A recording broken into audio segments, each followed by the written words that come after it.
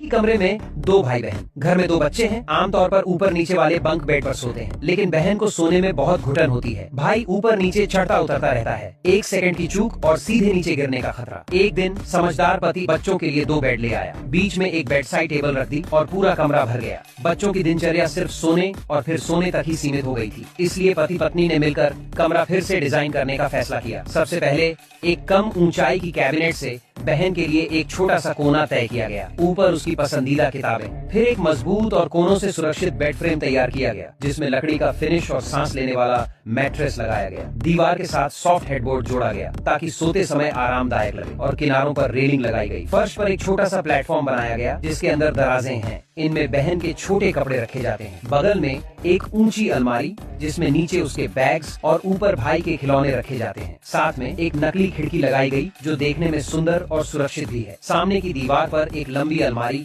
जिसमें बहन की खूबसूरत ड्रेसेस टंगी है। कोने में एक बुक शेल्फ, जिसमें उसकी स्टडी मटेरियल्स रखी गई है। उसके बगल में एक बड़ा स्टडी टेबल, जगह भरपूर, बैठने में आरामदायक। फिर एक दीवार और कांच के दरवाजे से बहन का निजी कमरा तैयार हो गया। पास में एक और प्लेटफॉर्म बनाया गया, जिसमें सीढ़ी के रूप में ड्रॉर लगाए गए। इनमें भाई की गंदी जुराबें और कपड़े रखे जाते हैं। एक साइड में स्लाइडिंग कैबिनेट, जिसमें बड़े सूटकेस और सामान रखे जा सकते हैं। ऊपर एक और अलमारी, जिसमें उपन्यास और कॉमिक्स रखे जाते हैं। और अंत में प्लेटफॉर्म के ऊपर एक पूरी दीवार तक जाती अलमारी बनाई गई, जिसमें सभी कपड़े हैंगिंग स्टाइल में रखे जाते हैं। बगल में ओपन शेल्फ्स, जिसमें बहन की किताबें रखी जाती हैं, और फिर एक लंबी स्टडी टेबल। बच्चों की पढ़ाई पूरी तरह सेट है। अब चाहो तो बच्चा IIT जाए या सीधे हार्वर्ड, कोई टेंशन नहीं। इस तरह से कमरे का डिजाइन किया गया कि दोनों बच्चों को अपना खुद का स्पेस मिल गया। सच में ये डिजाइन देखकर तो दादी भी बोले बिना नहीं रह पाई, ये तो कमाल कर दिया।